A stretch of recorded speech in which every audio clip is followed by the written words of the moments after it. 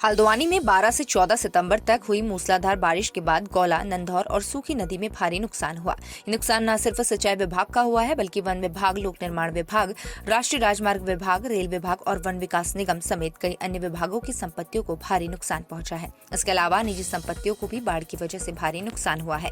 लिहाजा अब प्रशासन इस नुकसान की रोकथाम के दीर्घकालिक उपाय के लिए सभी विभागों की एक समन्वय समिति बनाकर दीर्घकालिक उपाय करने के काम में जुट गया है, जिसके लिए आज पहला निरीक्षण किया गया, जिसमें अपर जिलाधिकारी समिति के अध्यक्ष और उप जिलाधिकारी समिति में संयोजक हैं, जिसमें जिले के विभिन्न प्रभावित विभागों के अधिकारी भी नामित किए गए हैं।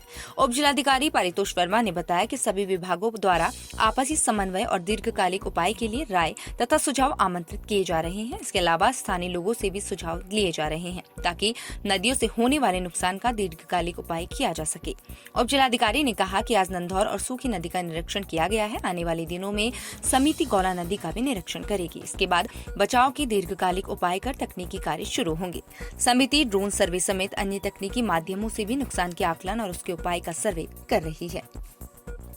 महोदय द्वारा एक समिति का गठन किया गया है और जो बरसात में गौला और नंधौर आदि नदियों से जो नुकसान हुआ है अधिक बहाव होने के कारण उसका ये सर्वे कर रहे हैं और जो विभिन्न विभाग अलग अलग कार्य करते हैं और एक दूसरे के कार्यों के कारण उनके संपत्तियों को नुकसान होता है, इसी का सर्वे भी किया जा रहा है और विभागीय समन्वय भी किया जा रहा है कि विभिन्न विभाग अलग अलग काम ना करके एक साथ एक समन्वय बनाते हुए कार्य करें, ताकि जो प्रोटेक्शन वर्क हों वो टिकाऊ भी हों और आगे स्टेबल भी रहें।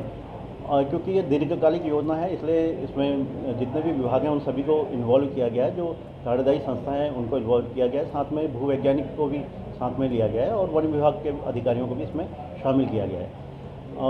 मुख्यतः आज नंधौर और सूखी नदी का भ्रमण किया गया है और नंधौर नदी में जो वन निगम, वन विभाग, सिंचाई विभाग और इनके वन निगम के जो गेट इत्यादि बह गए हैं कांटे, उन सभी का निरीक्षण किया गया है संयुक्त रूप से और एक समन्वय वहाँ पर बनाया गया है सारे विभागों के बीच में कि कौन सा किस स्थान पे किसको कार्य किया जाना है और किस तरह से नंधौर की सुरक्षा की योजना बनाई जानी है।